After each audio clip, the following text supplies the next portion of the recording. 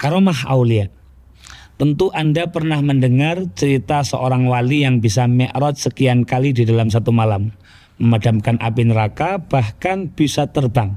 Potongan-potongan kisah ini begitu viral di jagat media sosial sehingga menjadi perbincangan orang awam, mulai dari yang menertawakan hingga mencaci dan merendahkan.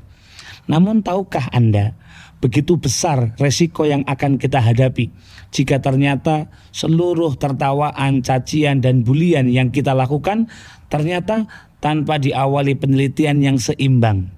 Tenang saja, ini bukan sebuah program yang akan membela perilaku saudara kita yang berlebih-lebihan mengobrol kisah-kisah karomah sebagai hiburan. Tetapi perhatikan baik-baik, ini adalah program yang akan membuka mata kita lebar-lebar. Karena semakin luas ilmu, maka akan semakin bijak kita dalam bersikap.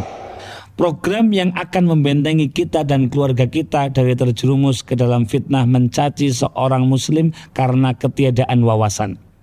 Lalu, apa sebenarnya karomah itu? Bagaimana kita menyikapi ketika ada seseorang bercerita tentang karomah? Jangan langsung percaya, tapi mari kita buka fakta sebenarnya. واعتصموا بحبل الله جميعا ولا تفرقوا. Definisi wali dan karomah. Jadi, jika Anda mendengar karomah biasanya disandingkan dengan orang-orang soleh atau disebutkan dengan karomah seorang wali.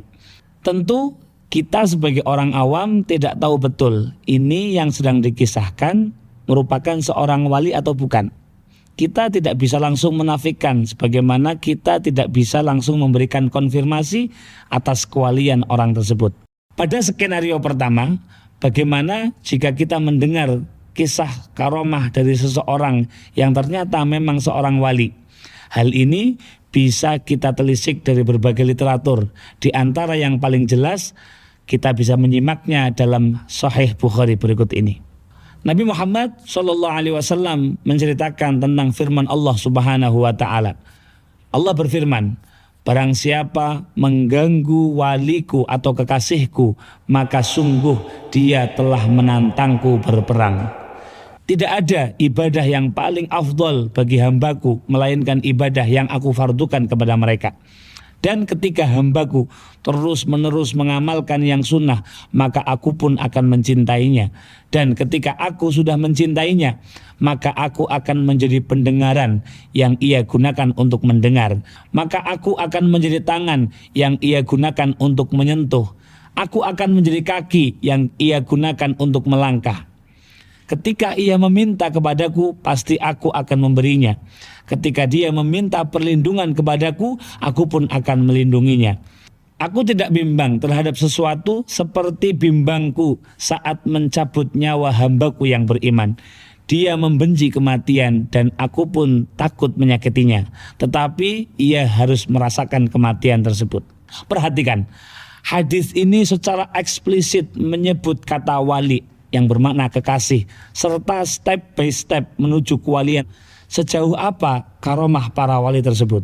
Seorang ulama bernama Al-Imam Tajuddin As-Subki mengatakan bahwa apa yang menjadi mukjizat para nabi bisa saja menjadi karomah para wali. Pendapat ini didukung oleh beberapa ulama, meskipun statement ini juga dilemahkan oleh Al-Imam Muzharkasi.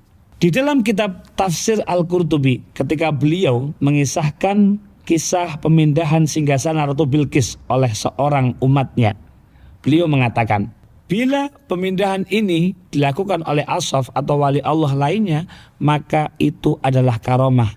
Dan karomah wali sama seperti mukjizat Nabi. Jadi juga terdapat pendapat bahwa karomah para wali itu bisa sama saja seperti mukjizat para nabi. Akan tetapi mereka tidak menerima wahyu. Sebagaimana kisah seorang yang mendapatkan karomah kebal terhadap api, sebagaimana Nabi Ibrahim alaihissalam, seperti kisah di atas tadi. Berbicara tentang karomah, para ulama Nusantara juga banyak membahas ini dalam kitab-kitab mereka. Namun sebelum itu, yang perlu Anda ketahui, ada sebuah nadhaman akidah yang sangat masyhur di kalangan pesantren kita, yaitu kitab Jauharatut Tauhid karya Syekh Ibrahim Al-Laqani. Kitab ini berisi akidah-akidah Ahlussunnah wal Jamaah yang harus dipercayai oleh setiap orang mukallaf. Salah satu nadhamannya adalah wa asbata lil auliya karamah wa man nafaha fanbidan kalamah. Tetapkanlah karomah bagi para wali. Barang siapa menafikan karomah, maka buanglah ucapan mereka.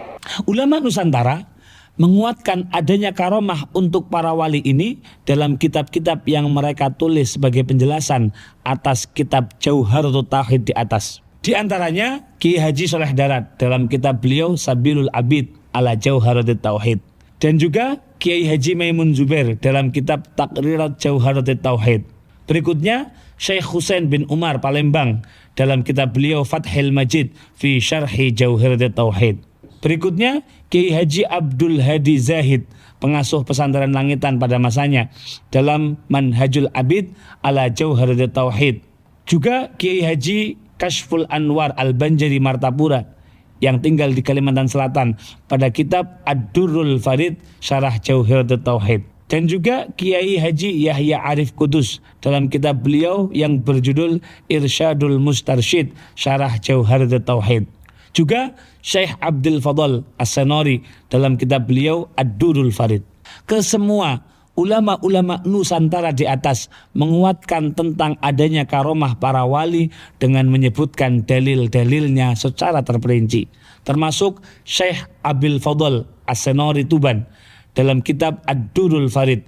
Beliau menjelaskan panjang lebar dalil demi dalil baik dari Al-Quran ataupun hadis tentang adanya karomah. Setelah itu beliau mengisahkan belasan karomah yang terjadi di antara para wali. Beliau juga berkata, kisah-kisah keramat para wali sangatlah banyak. Saya menyebutkan ini hanya menyebutkan setetes dari lautan yang luas. Itu semua kembalinya ke sebuah asal yang wajib kita imani, yaitu bahwa Allah Subhanahu wa Ta'ala adalah zat yang maha kuasa atas segala sesuatu. Sedangkan hal-hal ajaib yang terjadi pada para wali bukanlah sesuatu yang mustahil. Selain para pensyarah Jauharatut Tauhid, banyak juga ulama Nusantara yang membahas dan menguatkan adanya karomah. Seperti Syekh Muhammad Ali Al-Qudsi dalam kitab beliau Kifayatul Mubtadi, dan juga Syekh Abdul Hamid bin Muhammad Ali Kudus, seorang ulama asal Kudus yang menjadi pengajar di Masjidil Haram, dalam kitab beliau yang berjudul Irsyadul Mubtadi ila Syarhi Kifayatul Mubtadi. Bahkan ada ulama besar kita yang menulis kitab yang membahas secara terperinci khusus mengenai karomah para wali. Mulai dari definisi karomah dan wali serta dalil-dalilnya, juga jawaban atas syubhat-syubhat yang mengingkari hingga contoh-contoh karomah para wali tersebut. Beliau adalah Syekh Muhammad Mahfud bin Abdillah At-Tarmasi dari Termas, Pacitan, Jawa Timur. Kitab beliau itu berjudul Bughyatul Adqiya fil Bahsi an Karamatil Auliya. Kitab ini sangat cukup dibuat pedoman masyarakat Nusantara dalam memahami karomah para wali.